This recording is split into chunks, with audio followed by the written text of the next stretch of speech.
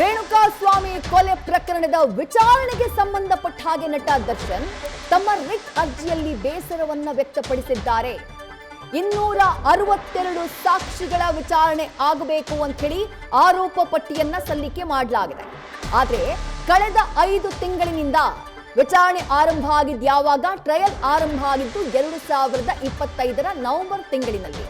ಕಳೆದ 5 ತಿಂಗಳಿನಿಂದ ಕೇವಲ 10 ಸಾಕ್ಷಿಗಳ ವಿಚಾರಣೆಯಾಗಿದೆ.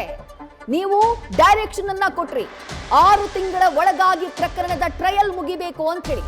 ಆದ್ರೆ ಅದು ಆಗ್ತಾ ಇಲ್ಲ. ಕೆಳ ಹಂತದ ನ್ಯಾಯಾಲಯದಲ್ಲಿ ಟ್ರಯಲ್ ನಡೀತಾ ಇರುವಂತಹ ಕೋರ್ಟ್ನಲ್ಲಿ 5 ತಿಂಗಳಲ್ಲಿ 10 ಸಾಕ್ಷಿಗಳನ್ನ ಮಾತ್ರ ವಿಚಾರಣೆ ಮಾಡುವಂತಹ ಕೆಲಸವನ್ನ ಮಾಡಿದ್ದಾರೆ. ಹಾಗಾಗಿ ಆ 292 ಸಾಕ್ಷಿಗಳ ವಿಚಾರಣೆ ಏನಾಗಬೇಕು, ಇನ್ನೂ ಹೆಚ್ಚು ಕಮ್ಮಿ 252 ಸಾಕ್ಷಿಗಳ ವಿಚಾರಣೆ ನಡೆಯೋದಿದೆ.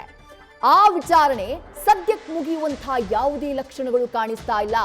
ನಾನೊಬ್ಬ ನಿರಪರಾಧಿ, ಆದ್ರೆ ನನ್ನನ್ನ ಅಪರಾಧಿಯಂತೆ ಬಿಂಬಿಸಲಾಗ್ತಾ ಇದೆ. ನೆಗೆಟಿವ್ ಪ್ರಚಾರದಿಂದಾನೂ ಸಮಸ್ಯೆ ಬಿಗಡಾಯಿಸಿದೆ.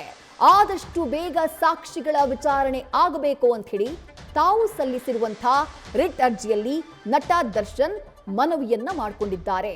ಅಂದ್ರೆ ಪ್ರಮುಖವಾಗಿ ಅವರು ಉಲ್ಲೇಖ ಮಾಡ್ತಾ ಇರೋದು ಟ್ರಯಲ್ ನಲ್ಲಿ ಆಗ್ತಾ ಇರುವಂತಹ ವಿಳಂಬ. ಟ್ರಯಲ್ ಅಂದ್ರೆ ಕೋರ್ಟ್ ನಲ್ಲಿ ಈ ಪ್ರಕರಣಕ್ಕೆ ಸಂಬಂಧಪಟ್ಟ ಹಾಗೆ ಏನ್ ವಿಚಾರಣೆ ನಡೀತಾ ಇದೆ, ಈಗ ದೋಷಾರೋಪ ಪಟ್ಟಿಯನ್ನ ಸಲ್ಲಿಕೆ ಮಾಡಲಾಗಿದೆ. ಅದಾದ ನಂತರ ಅದರ ಆಧಾರದ ಮೇಲೆ ಏನ್ ವಿಚಾರಣೆ ನಡೀತಾ ಇದೆಯಲ್ಲ, ಟ್ರಯಲ್ ಆರಂಭ ಆಗಿದೆಯಲ್ಲ, ಕಳೆದ ನವೆಂಬರ್ನಲ್ಲಿ ಟ್ರಯಲ್ ಆರಂಭ ಆಗಿತ್ತು. ಟ್ರಯಲ್ ಆರಂಭ ಆದಂತಹ ನಂತರದಲ್ಲಿ 6 ತಿಂಗಳ ಒಳಗಾಗಿ ವಿಚಾರಣೆಯನ್ನ ಮುಗಿಸಬೇಕು ಅನ್ನುವಂತಹ ಸೂಚನೆಯನ್ನ ಸುಪ್ರೀಂ ಕೋರ್ಟ್ ನೀಡಿತ್ತು, ಅನ್ನುವಂತಹ ಒಂದು ಡೈರೆಕ್ಷನ್ ಅನ್ನ ಕೊಟ್ಟಿತ್ತು.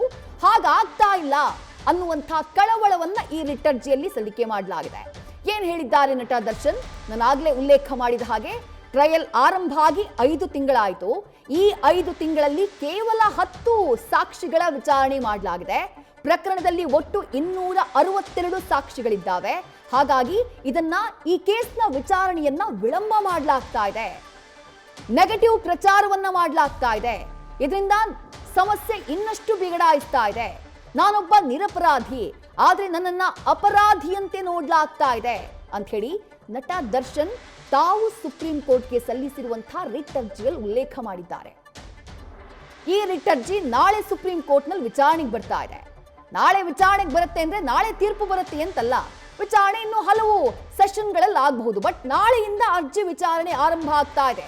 ಸುಪ್ರೀಂ ಕೋರ್ಟ್ನಲ್ಲಿ ಮತ್ತೊಮ್ಮೆ ಜಾಮೀನನ್ನ ಕೇಳಿದ್ದಾರೆ. ನನಗೆ ಜಾಮೀನು ಕೊಡಬೇಕು ಅಂತಾನು ಮೆನ್ಷನ್ ಮಾಡಿದ್ದಾರೆ ಆ ರಿಟ್ ಅರ್ಜಿಯಲ್ಲಿ. ಇದರ ಜೊತೆಗೆ ಮತ್ತೊಂದು ಪ್ರಮುಖ ಅಂಶ, ನಟ ದರ್ಶನ್ ಅವರು ತಮ್ಮ ರಿಟ್ ಅರ್ಜಿಯಲ್ಲಿ ಉಲ್ಲೇಖ ಮಾಡಿರೋದೇನು ಅದನ್ನ ನೋಡ್ತಾ ಹೋಗೋಣ. ನ್ಯೂಸ್ ಫಸ್ಟ್ ನಿರ್ಭೀತಿಯಿಂದ ನಿಮ್ಮ ಪರವಾಗಿ.